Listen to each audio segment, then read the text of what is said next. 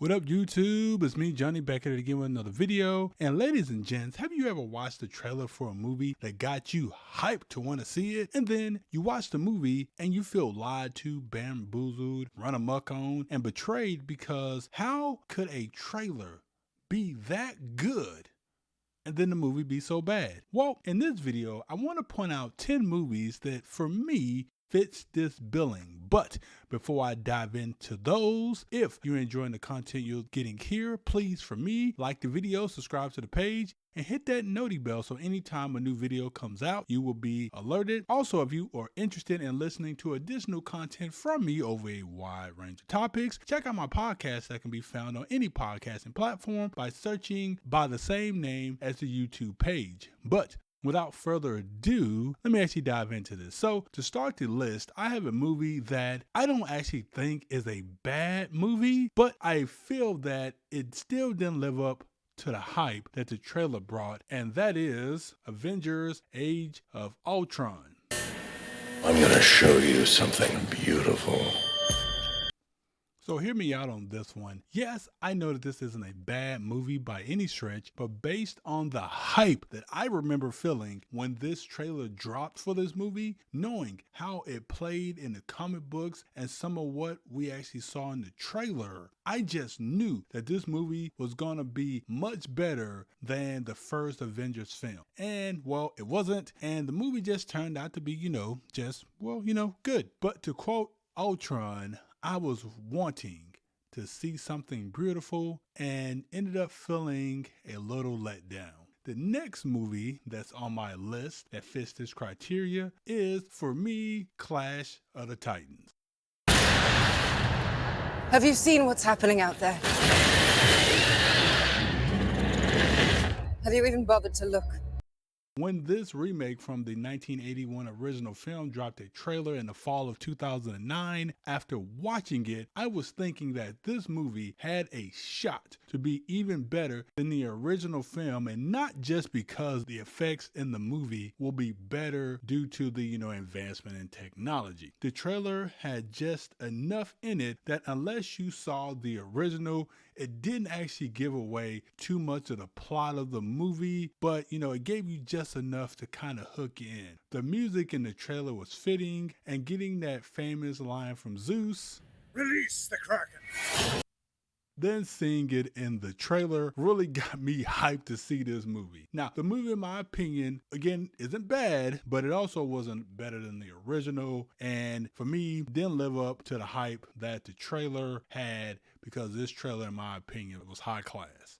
Now, let me go to the next movie that's on my list, and that would be Venom, Let There Be Carnage. Be out there snacking on bad guys. Now, for my comic book readers out there, you know that Carnage in comics was a bit of a savage. So when we heard that he would be the villain in the second Venom movie and the trailer dropped, I knew for sure that the movie was going to be at least just as good as the first Venom movie. I mean, I like the fact that they showed, Woody Harrelson playing Cuddy Cassidy, aka Carnage, in the trailer, and Carnage looked awesome in that trailer. I think they did a really good job there. Then the movie came, and instead of getting maximum carnage, we got a far below average movie and a waste to a favorite Marvel villain of mine. The next movie that's on my list, I have The Matrix Resurrection. Am I crazy? We don't use that word in here. The original Matrix trilogy is a classic, so when I heard that they would be bringing back the entire cast, well, minus Lawrence Fishburne, for The Matrix Resurrection, I thought that the movie might be pretty good. I mean, the trailer dropped and we got to see Mr. John Wick himself and Keanu Reeves back in his role as Neo, Carrie and Moss as Trinity, and that really got me excited to actually see this film. In the trailer, it looked like they were just going to continue with the same story as the trilogy, so no trying to make up something new. So with that, how could this movie be trash? Well, unfortunately for my boy Keanu Reeves, it was, and the trailer sold me and us a bill of goods. Thankfully, for the sake of the original trilogy, this movie was buried just as fast as it was resurrected. The next movie on my list would be XMen Origins Wolverine. And what do you want him to say? Wolverine. So I think we all know just how bad this movie was. It was so bad that it's the running joke in both Deadpool movies, and this movie has hindered us from seeing Gambit played in other X-Men movies because of the shame this movie created. Heck, I think Hugh Jackman should actually get more credit as an actor for being able to bounce back from this fiasco. That said, the trailer was actually pretty good, and it's the main reason why anyone back in the day, and I was one of those people, went to see this movie to begin with. We got a glimpse of how Wolverine became the mutant we came to love. We got, the first variation of Deadpool, which again is completely forgettable. So the idea was great, and the trailer showed just that. But too bad it couldn't save the movie being one of the worst superhero movies ever made. Let's go to the next movie on my list, and that is Star Wars: The Last Jedi. I need someone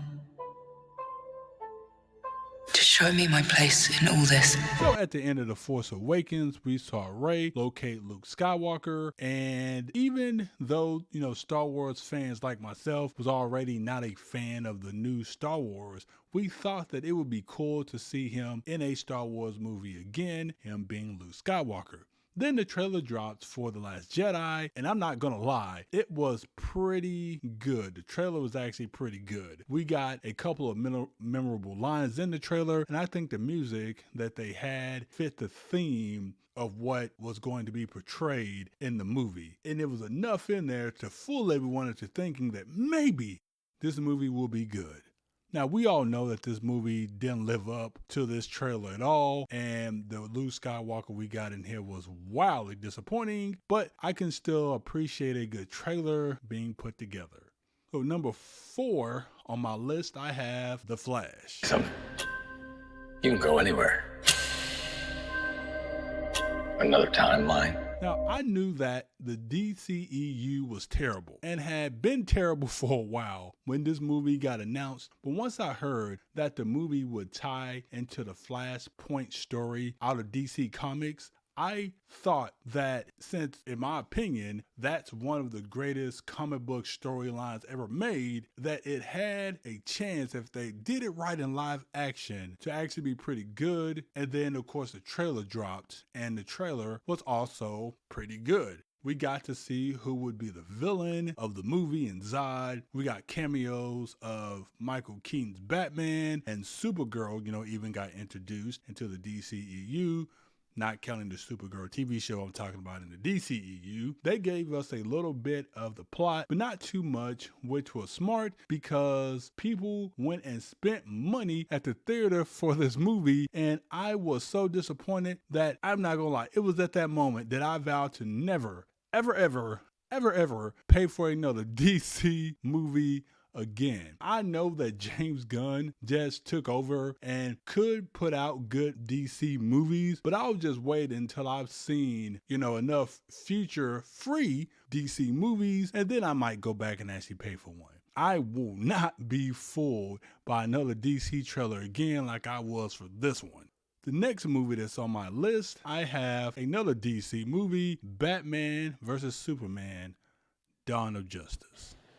Is a day for truth. The world needs to know what happened.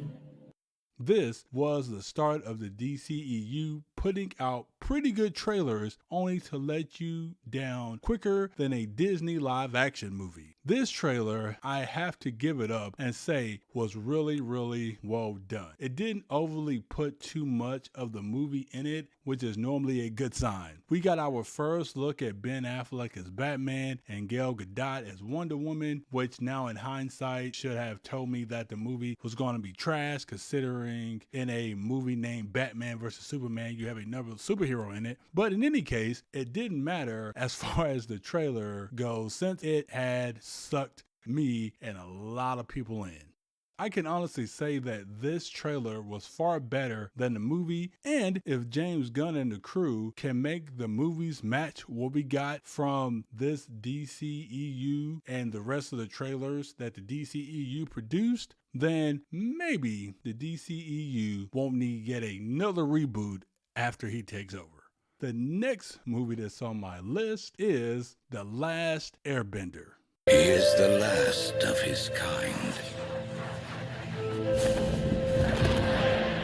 Everybody that was a fan of the Avatar The Last Airbender animated cartoon was on 10 when we heard that this show, this anime, was going to be put into live action. And when this trailer dropped, we truly thought that we were going to get an outstanding movie from one of the most famous animes of all time, well, at least in my opinion. The trailer showed the iconic arrow on the head, on the top of the head of, the main character, even though, yes, it wasn't like, 100% match to what we got in the anime, but whatever, we overlooked that because we got Aang, the Last Airbender, showing off a little bit of his airbending skills. Then the movie came and we learned that not only was this movie an absolute train wreck, but they didn't even get his name right in the movie.